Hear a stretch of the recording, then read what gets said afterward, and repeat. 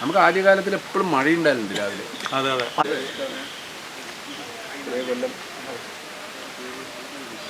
അല്ല മുമ്പ്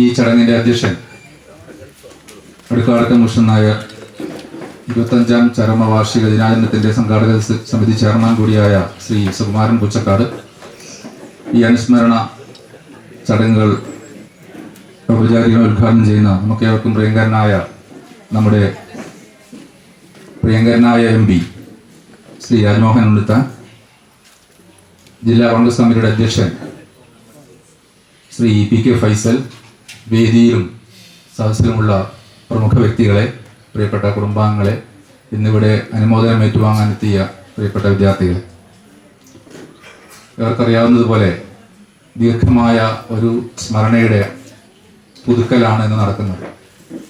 ഒരുപക്ഷെ പുതിയ തലമുറക്ക് ഏറെ പരിചയമല്ലാത്ത ഒരു വാക്കായിരിക്കാം സ്വാതന്ത്ര്യ സമരം എന്നുള്ളതൊക്കെ. അതൊക്കെ എന്തോ ഒരു കാട്ടിക്കൂട്ടലുകളായിരുന്നു എന്ന് വിശ്വസിക്കുന്ന തരത്തിലാണ് പുതിയ രീതിയിലുള്ള കാര്യങ്ങളൊക്കെ നീങ്ങുന്നത്.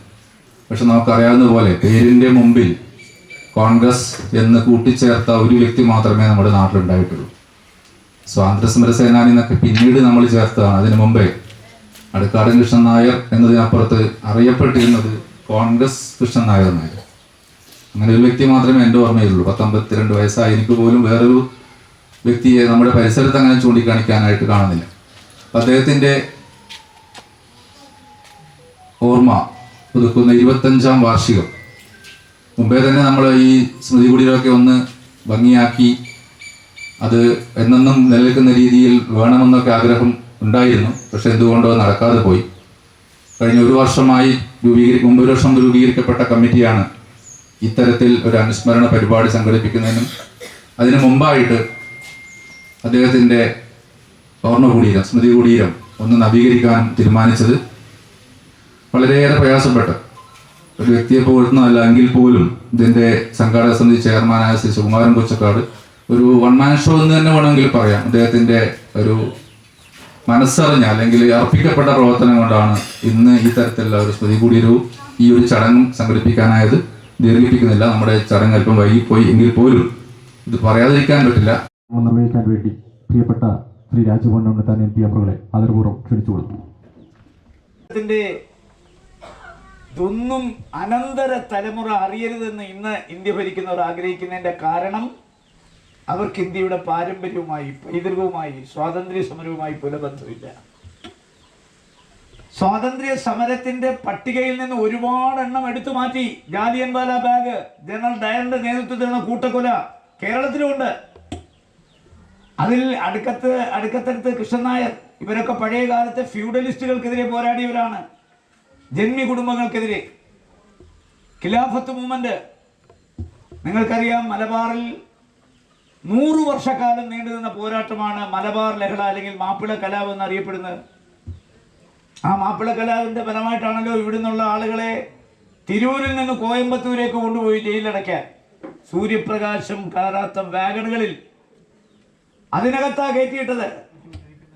300ഓളം ആളുകളെയാണ് തിരൂരിൽ നിന്ന് കോയമ്പത്തേക്ക് കയറ്റിവിട്ടത്.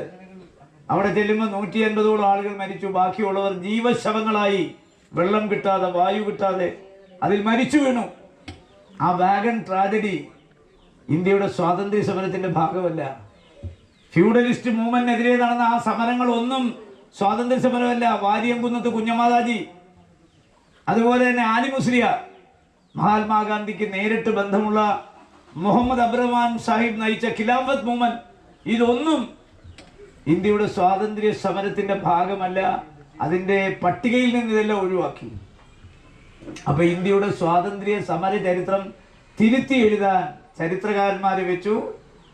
മഹാത്മാഗാന്ധി ഇല്ലാത്ത, ജവഹർലാൽ ഇല്ലാത്ത, കോൺഗ്രസ് ഇല്ലാത്ത ഇന്ത്യ, അതാണ് കോൺഗ്രസ് മുക്ത ഭാരതം കെട്ടിപ്പടുക്കാനാണ് ഇന്ന് ഇന്ത്യ ഭരിക്കുന്നവർക്ക് താല്പര്യം.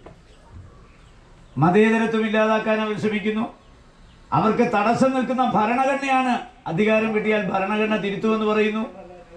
ഗുരുതരമായ അപകടത്തിലൂടെയാണ് നമ്മുടെ രാജ്യം 18ാം ലോക്സഭയിലേക്കുള്ള തെരഞ്ഞെടുപ്പ് നേരിട്ടത്. പ്രധാനമന്ത്രി വീൺ വാക്കുകളാണ് പറയുന്നത്. കോൺഗ്രസ് അധികാരത്തിൽ വന്നാൽ ബാബറി മസ്ജിദ് പൂട്ടിട്ട് ശ്രീരാമന്റെ ക്ഷേത്രം പൂട്ടും, ബുൾഡോസർ കൊണ്ടുവന്ന് അത് ഇടിച്ചു പൊളിക്കും. ഞാനൊക്കെ ചരിത്രം വായിക്കുമ്പോൾ പഠിച്ചിട്ടുള്ളത് ലോകത്തിൻ്റെ നാനാഭാഗത്തേക്കും കാലാനുസൃതമായി ദേശാനുസൃതമായി ഒരുപാട് പ്രവാചകന്മാരെ അയച്ചിട്ടുണ്ട്. ക്രിസ്തു മതത്തിലുണ്ട്, ഹിന്ദു മതത്തിലുണ്ട്, എല്ലാ മതത്തിലുമുണ്ട്. 1,24,000 പ്രവാചകന്മാരാണ് ലോകത്ത് ഇത്തരം പിറവിയെടുത്ത് വന്നിട്ടുള്ളത്. അതിൽ അവസാനത്തെ പ്രവാചകനാണ് മുഹമ്മദ് നബി. അതുകൊണ്ടാണ് നമ്മൾ പ്രവാചകനായ മുഹമ്മദ് നബി അന്ത്യപ്രവാചകൻ എന്ന് പറയുന്നത്. അതിനുശേഷം ഒരു പ്രവാചകൻ ലോകത്ത് അവതരിച്ചിട്ടില്ല. ഒരു സമുദായത്തിലും, ഒരു ലോകത്തും, ഒരു രാജ്യത്തും. ലോകരാഷ്ട്രങ്ങളിലെ അവസാനത്തെ പ്രവാചകനാണ് മുഹമ്മദ് നബി. അതുകൊണ്ടാണ് അന്ത്യപ്രവാചകൻ. ഇപ്പതാ ഇയാൾ പറയുന്നു, പ്രധാനമന്ത്രി പറയുന്നു, ഞാൻ ദൈവത്തിന്റെ അവതാരമാണ്, എന്നെ ദൈവമാണ് ഇങ്ങോട്ട് അയച്ചത്. എന്തിനാ ഈ ഇന്ത്യ നശിപ്പിക്കാനോ ഇയാളെ അയച്ചത്? ഇവിടുത്തെ ജനങ്ങളെ തമ്മിലടിപ്പിക്കാനാണോ ഇയാളെ ദൈവം ഇങ്ങോട്ട് അയച്ച? അവതാരമാണെങ്കിൽ അവതാരത്തിന്റെ ലക്ഷ്യം എന്താണ്? പ്രവാചകന്റെ കാലം മാത്രം എടുക്കാം. മക്ക, മദീന, സൗദി അറേബ്യ അസാൻമാർഗികളുടെ നാടാണെന്ന ദുരാചാരം, അനാചാരം, അന്ധവിശ്വാസം, വ്യഭിചാരം, കൊല, ഇതൊക്കെ നടന്നൊരു നാട്ടിൽ മനുഷ്യ മനസ്സുകളെ പരിവർത്തനം ചെയ്ത് സന്മാർഗത്തിലൂടെ ഒരു നാടിനെ നന്നാക്കാനായിട്ടാണ് പ്രവാചകന്മാരെ ദൈവം അയക്കുന്നത്. ഇയാളെ അയച്ച ഈ നാട് നശിപ്പിക്കാനാണോ? ഹിന്ദു മുസ്ലിം കലാപം ഉണ്ടാക്കാനാണോ? ഈ രാജ്യം ഒരു ഹിന്ദു രാഷ്ട്രമാക്കാനാണോ? അപ്പോൾ പ്രധാനമന്ത്രി പറയുന്നു, സ്വയം പറയുന്നു, ഞാൻ ദൈവം അയച്ച അവതാരകനാണ്. ഒന്നിലേക്ക് തലയ്ക്ക് അസുഖമാണ്, ഇല്ലെങ്കിൽ ഇത്തരം കാര്യങ്ങൾ ആരെങ്കിലും ഇയാളെ പറഞ്ഞ് മനസ്സിലാക്കണം. അന്തം വിട്ട പ്രതി എന്ത് ചെയ്യുമെന്നൊരു ചൊല്ലുണ്ട്. ഇയാൾക്ക് അന്തം വിട്ട് കിടക്കുകയാണ്. 10 വർഷം അധികാരത്തിൻ്റെ സകല സ്വാദും ആസ്വദിച്ചപ്പോൾ നഷ്ടപ്പെടാൻ പോകുന്നു എന്ന് കണ്ടപ്പോൾ അന്തം വിട്ടിരിക്കുകയാണ്. അതുകൊണ്ട് എന്തും പറയുക, അയാൾ എന്ത് ചെയ്യും, അതല്ലേ ഇപ്പോൾ കാണുന്നത്. അതുകൊണ്ട് നമ്മളെ സംബന്ധിച്ചിടത്തോളം ഇന്ത്യയുടെ ചരിത്രം വരും തലമുറയെ പഠിപ്പിക്കണം. ഇന്ത്യൻ നാഷണൽ കോൺഗ്രസിന്റെ ചരിത്രമാണ് ഇന്ത്യയുടെ രാഷ്ട്രീയ സ്വാതന്ത്ര്യ സമര ചരിത്രം. ആ സമര ചരിത്രം വരും തലമുറയെ പഠിപ്പിക്കണം. ഇവരാ വരും തലമുറ അത് പഠിക്കരുത് എന്ന് കണ്ടുകൊണ്ടാണ് പാഠപുസ്തകങ്ങളിൽ നിന്ന് പോലും മഹാത്മാഗാന്ധിയെ മാറ്റി. മഹാത്മാഗാന്ധിയുടെ കൊലയാളികളുടെ പേര് പാഠപുസ്തകത്തിൽ വന്നു. ആരാണ് ഇന്ത്യയുടെ രാഷ്ട്രപിതാവിന്റെ സ്ഥാനത്ത്? ദീനദയാൽ ഉപാധ്യായ. ആരാണെന്ന് അയാളൊരു അനാഥപ്രേതമായി ട്രെയിനിൽ ചത്തുകിടന്ന ഒരുത്തനാണ്.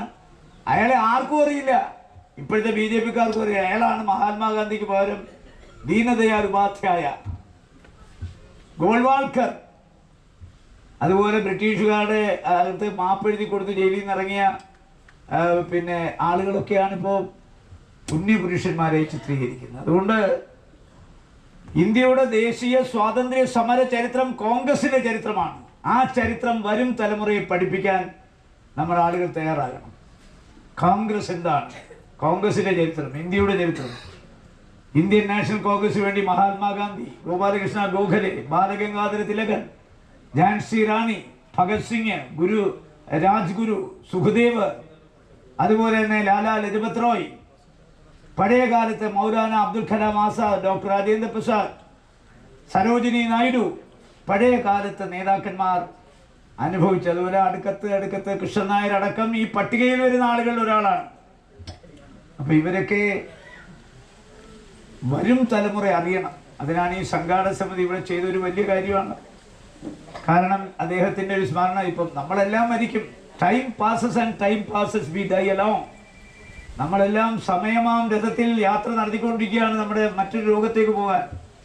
നമ്മളെല്ലാവരും മരിക്കും. ജനിച്ചാൽ മരണം അപരിഹാര്യമായ ഒന്നാണ്. മരണം ഉറപ്പാണ്.